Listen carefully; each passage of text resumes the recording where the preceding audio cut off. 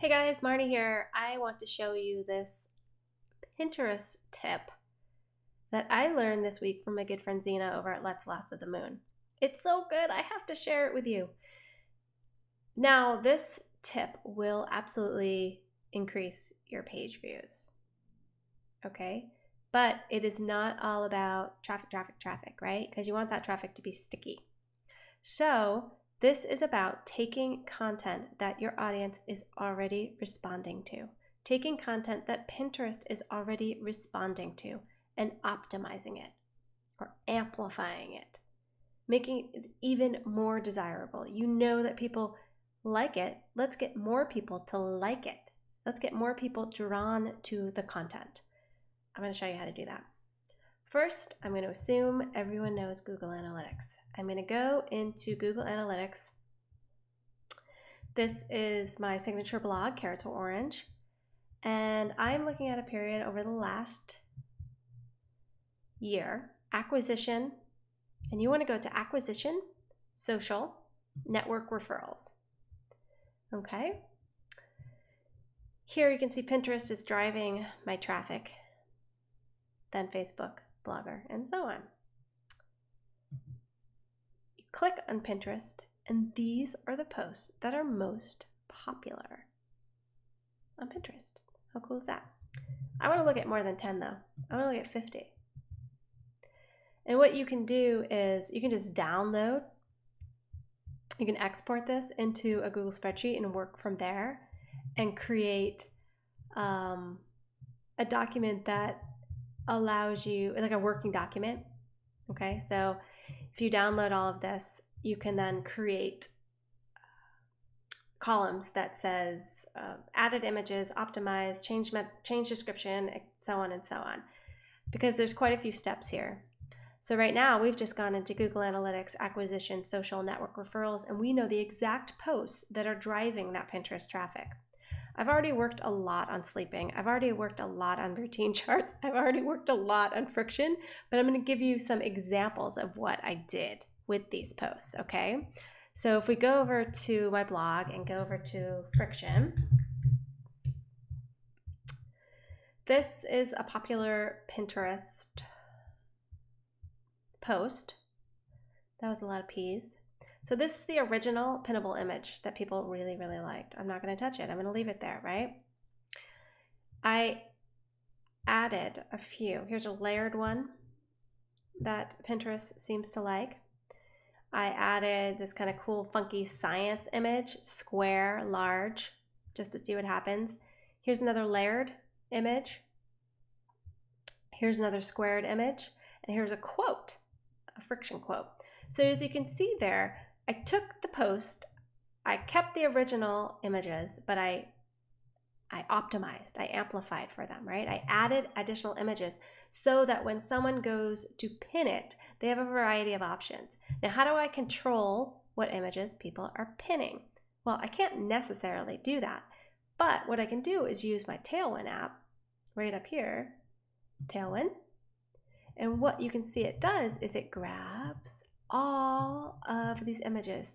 So you can give Pinterest and the people on Pinterest all sorts of opportunities and images to jump at.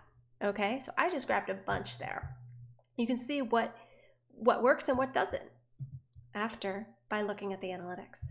So I grabbed these and I can add them to various boards. Okay, now I've created board lists. If you have not done that within Taillon, please do it. I added board lists for pinning my own content. I've also added board lists for pinning other people's content. So for example, science, I have science pin my stuff. So that includes collaborative boards of which I am not an owner. Okay, I only pin things to collaborative boards of which I am not an owner, that is of my content. Okay, that's typically a rule with these group boards that you don't own. And then I have science pin other content, so that will only be my boards. Pin my stuff, so I would just choose that. You can see here are the lists of boards. You can also add it to tribes. So definitely check out Tribes and find some to join there, because that will certainly help drive your traffic as well. You can use an interval, which is what I've done. In this case, I was giving an example earlier, so I bumped it all the way up to 90. But I mean, what you can do is take a post and you can create intervals so that over the next 3-6 months, this post is, this post is being pinned and repinned. It's kind of like a recurring pin, which is pretty cool. And then you can just kind of set it and forget it and don't worry about it. I will say that you know things that are working, but that doesn't mean that you shouldn't play around with the descriptions and see what might work for pinners and for Pinterest, the algorithm in general. So what I like to do is go over to Pinterest and I search. So for example, this is a science experiment on friction. So I want to know what are the phrases that people are using when they are looking for science. Okay, science experiments for kids. So you have science experiments for kids, science experiments, da, da, da. Okay, so that's great. We know all the different phrases. We can kind of plug those phrases into the description, but can we get any more specific than that? Science of friction. Is anyone doing that? Science of friction? No. So interesting. So anyway, you can play around with this as much as you want. Here's, okay, friction science experiments, friction science projects. So what I can do is go back to my Tailwind, learn how to experiment with friction. Well, I'm not going to change that. Learn how to experiment with friction. Check out the CG. Oh, friction science experiment for kids, right? Because you've got science experiment for kids in there. Kids love this friction activity, but you could change kids to preschoolers love this friction activity. Perfect for kindergarten too, or something like that. So you see what I'm doing here. I'm just playing around with it a little bit to optimize and to amplify this post. You know people are liking it. You know people are responding to it. Let's see what we can do to continue that traffic and increase that traffic. Okay? And then you can look back at the analytics and see what people are liking, which is pretty cool. Okay. Let's see. Do this one. This is a free friction science activity printable, right? This is a free printable. It's an opt-in, so once they click through to that, they'll learn that. I love this layered one. Now, something I might do to spice it up is take this layered image in Canva and create a text box in there. Okay, so for example, let's see if I can find it. Science of friction square, science of friction, science of friction. I don't see the layered image. I think I may have made that in PicMonkey instead. But what I can do is go back over here, and I like this one better. I'll save the image, friction experiment, go back over to Canva, I'll create a new graphic.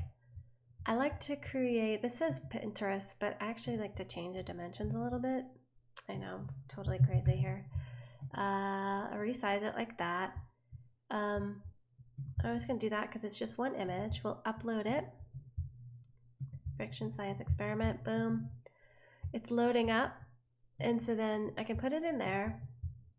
And then what I can do is add an element to it. So, and in this case, I'm not super psyched about that image, to be quite honest. So I might want to change the color up a little bit, though that's my brand color, but I want it to be white, and I can take a text and I can go like this, and I can say science friction experiment for kids. I could even say for kindergartners, for kindergarten, or whatever. You can decide what you want, but again, just play around with it. And then what I can do is I'm going to use a font that people are used to. This is part of my brand. This is my brand font. Science fiction experiment for kids. How much fun is that? Maybe I'll even increase it a little bit more. Science fiction experiments for kids. I think I might even increase it a bit more. Might as well make that text nice and big. And then to give a little enticement, well, I'll change this font first of all. That's my font color, and then I might make this a little transparent. There's all sorts of fun things you can do. You can make the image transparent, which in this case, since it's not awesome, might be a good idea. But so you get my point. And so then what you can do is download it, and then you can upload it to your post, and then you have an additional post, or an additional image, I should say, to post. So I thought that was a pretty rockin' tip from Zena, and I have noticed a difference, all right, in my traffic since I started doing this even just a week ago. Awesome science experiment, or I'll say friction science experiment.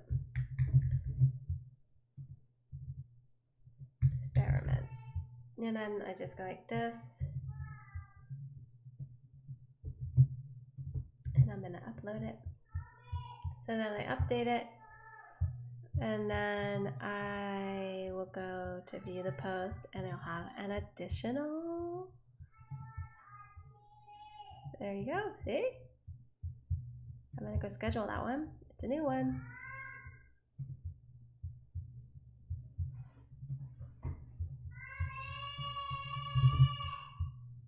I have got to go see my little dude.